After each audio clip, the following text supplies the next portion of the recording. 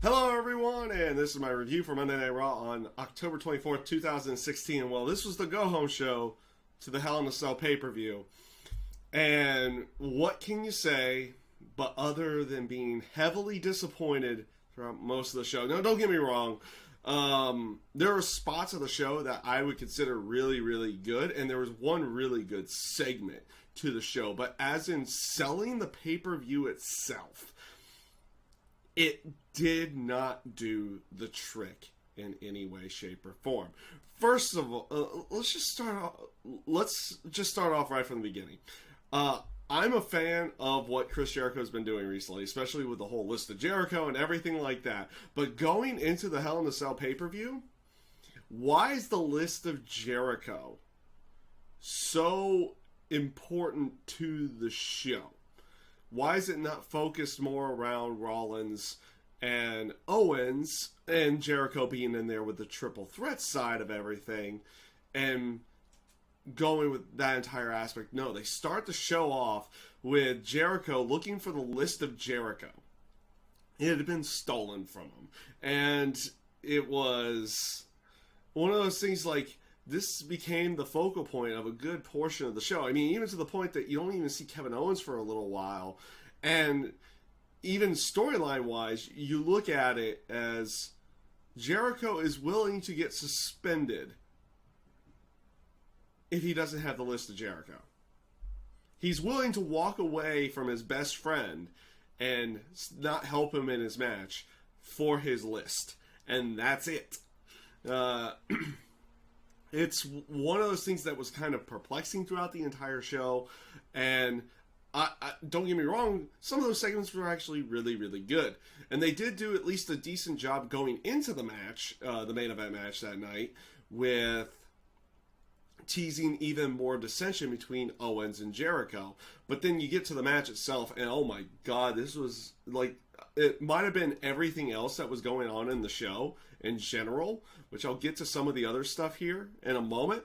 But some of that stuff that they put in the show was, especially towards the end, made it for that triple threat match to be the most boring thing I think I've seen in a long, long time on Monday Night Raw. I mean, like I said, they teased dissension beforehand, but you got zero in this one. Like, there was no, like, accidental hitting or two of them causing, or one not liking the other, trying to go for the pinfall or anything like that. There was no tension building between Jericho and Owens, which is what they've been doing recently in this match. And it just came off as a 2-on-1 handicap style. And then lo and behold, Rollins picks up a double roll-up victory out of nowhere throughout the entire thing. It's like, well, seriously, if they're working together as a unit without any real repercussions, you would assume Owens and Jericho would go over here. But like, just the way they wrote that final match of the night, like, it basically, like I said, no tension, no nothing. It was just go, have fun, go for it. And it just didn't come off well. And honestly, it took away from the brawl that happened afterwards, because what was it?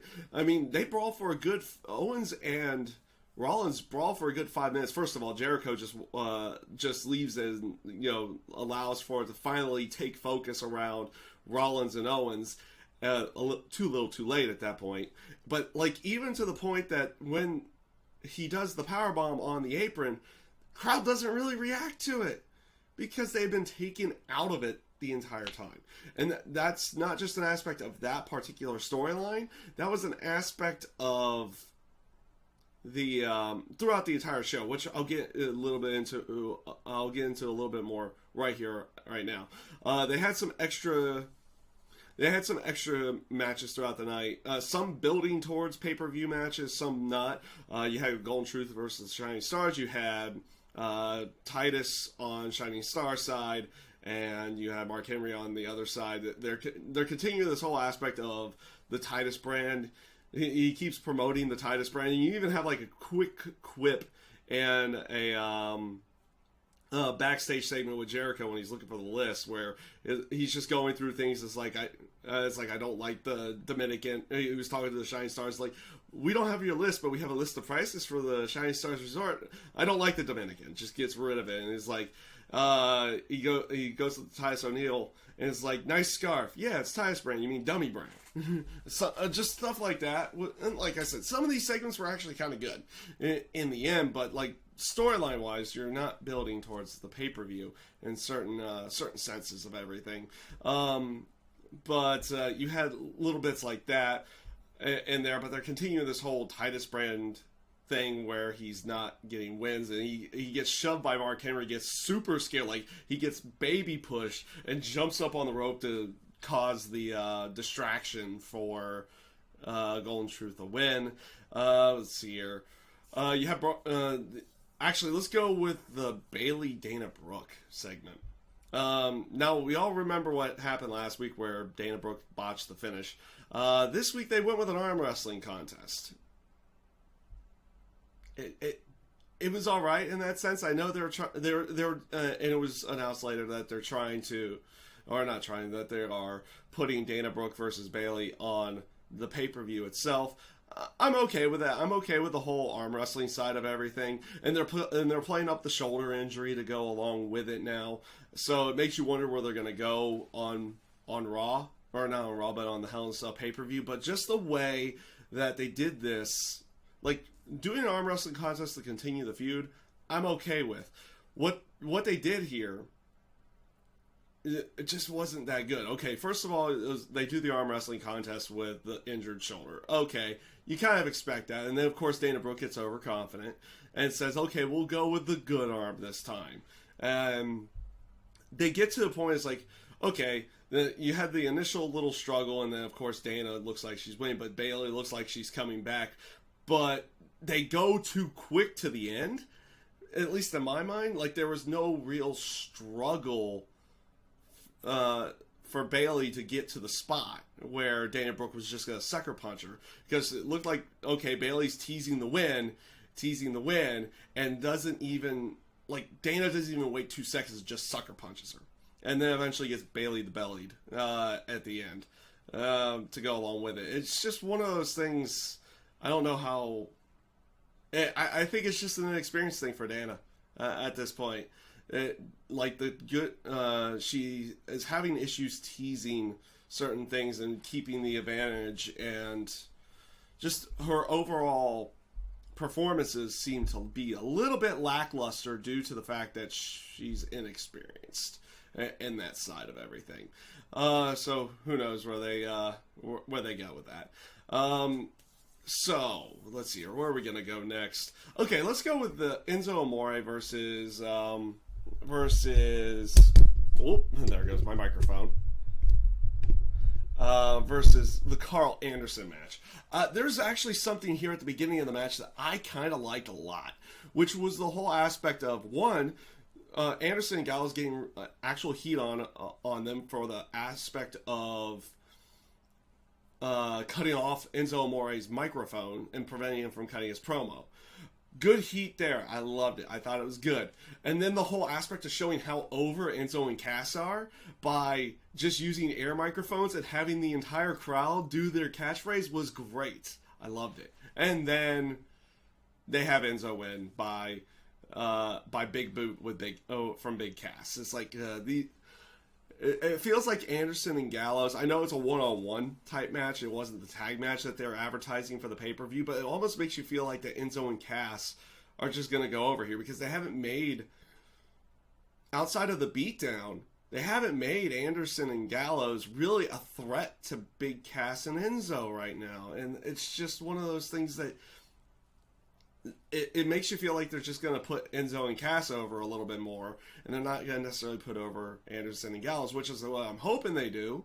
I hope they put over Anderson and Gallows. It doesn't feel like it would hurt Enzo and Cass to take a loss here in this case. As a matter of fact, that they're like some of the few that it doesn't necessarily hurt them to lose every now and again to go along with it. But other than that, it's like they had a good spot there, and then they kind of just meted away at the end of it. New Day going up against Cesaro and Sheamus. I spoke about this at SummerSlam time, and I'll speak about it again. Why are you doing the pay-per-view match 6 days before the pay-per-view? Or, in SmackDown's case, even 5 days before the pay-per-view, if you would be on SmackDown. Okay, it was a good match. First of all, it was a good match. I found it thoroughly enjoyable, and I expect them to put on another good match. I don't expect it to just become a brawl or something like that, like when Roman Reigns and Rusev did it at the SummerSlam time. But it does take away a little bit from the pay-per-view match now that we've seen it already. Unless they put it as like either Kofi and Xavier, or Xavier and Big E are defending the titles, because we saw Kofi and Big E in this match. It does take away a little bit from that pay-per-view match. I expect it to be a good one, but storyline wise, it just doesn't fully work in the end. It does give a little bit of a quip in there of, Cesaro and Sheamus might be able to work together and everything like that, but still in the end, they could have done that in a different match in some way, shape, or form, and it just didn't come off all that well to me. Let's go into the Cruiserweight action for the night. First of all, you had TJ Perkins on commentary for a match with Rich Swann and Brian Kendrick. I'm sold on Rich Swann. This guy is great. I find him thoroughly enjoyable. His microphone skills isn't that bad to go along with it. They don't have him talking anywhere here, but his in-ring's good. The aspect that he can get that crowd going behind him, he has just that charismatic feel and look when he comes out there. You can tell he has a lot of high energy when he goes out into the crowd. So hopefully they do more with Rich Swann in the title picture somewhere down the road with the Cruiserweights. But it should be I thoroughly enjoy the guy. I find him an enjoyable watch, and we'll see where everything goes. His match with Brian Kendrick was a good match. It was interesting to have Brian Kendrick lose the match beforehand, and then they do this weird backstage segment with TJ Perkins and Brian Kendrick, where like Kendrick is trying to convince Perkins, is like, I've done so much for you in your career, can't you just let me win because this is my final chance? Oh man, that backstage segment was not good. It was not good. I did not find it to be all that great on the aspect of, like, really? You have your number one contender for the title begging the champion to let him win. First of all, I don't think I've ever seen anybody actually try that in any way, shape, or form. But it made Brian Kendrick come off as such an unbelievable threat to the title now. Now, I mean, they could, I guess, ride around it as like this is a trick or something in that sense to put Perkins in a false sense of security, but that's looking a little bit too much into it. It just made Brian Kendrick look even more weak after he had just lost a match as well to go along with it, and it did not come off all that great in the end.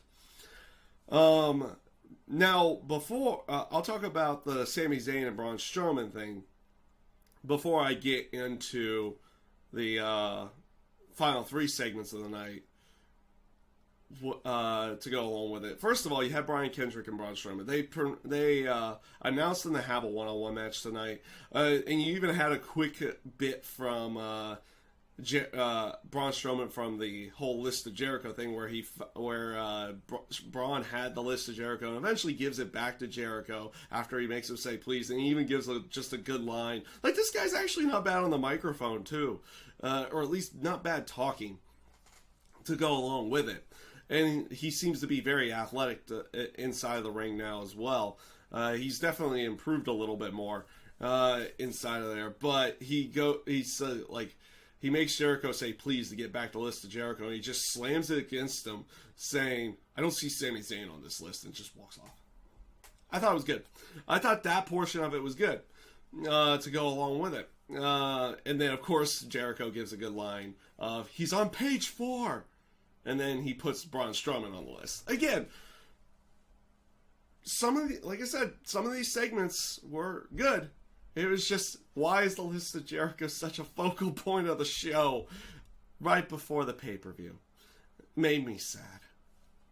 But the Braun Strowman and Sami Zayn match pretty much went how you would expect it. Like, he doesn't view Zayn as an actual competition. Says he wants a real competition. Of course, Sami Zayn doesn't back down from him, starts fighting. But the whole aspect of Strowman not necessarily wanting to fight Sami Zayn because he doesn't view him as competition was an actual interesting thing. It was one of the few interesting things on the show to go along with everything in there. It came off rather well.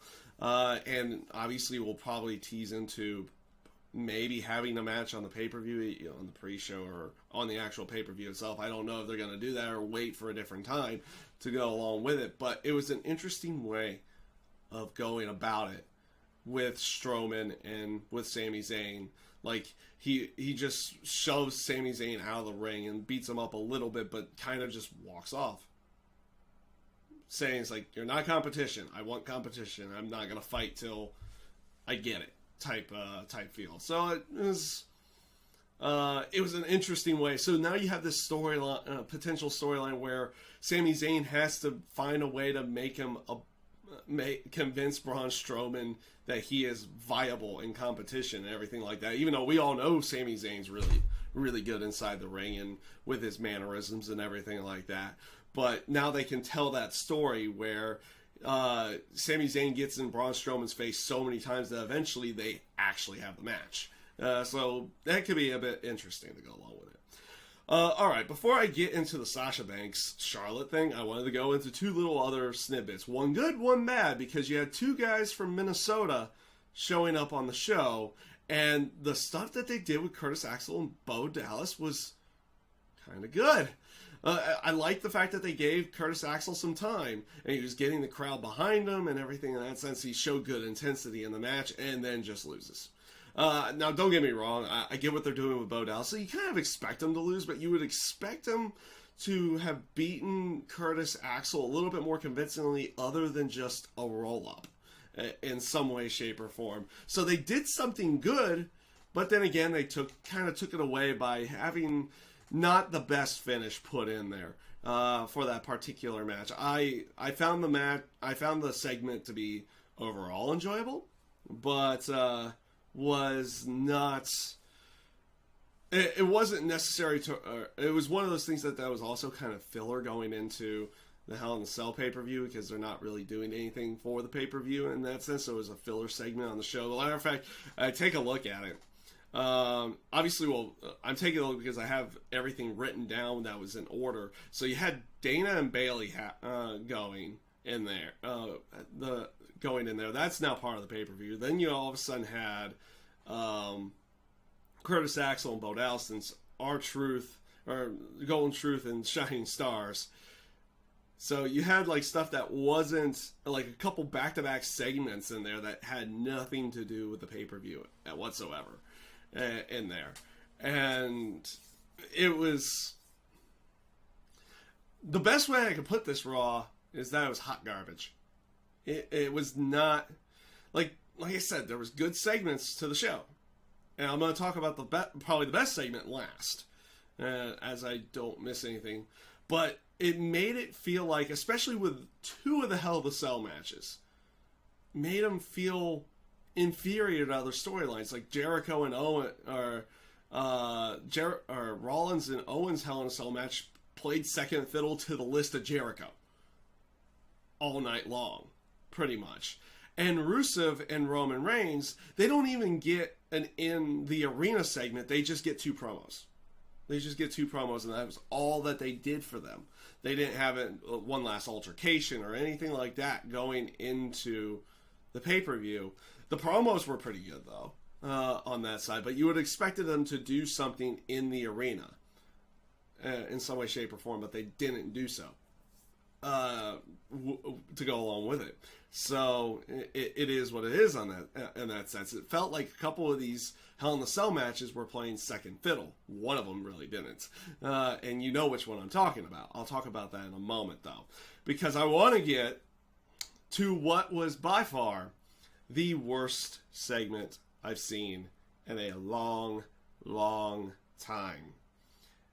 The Paul Heyman Brock Lesnar promo. And you know what they were trying to do.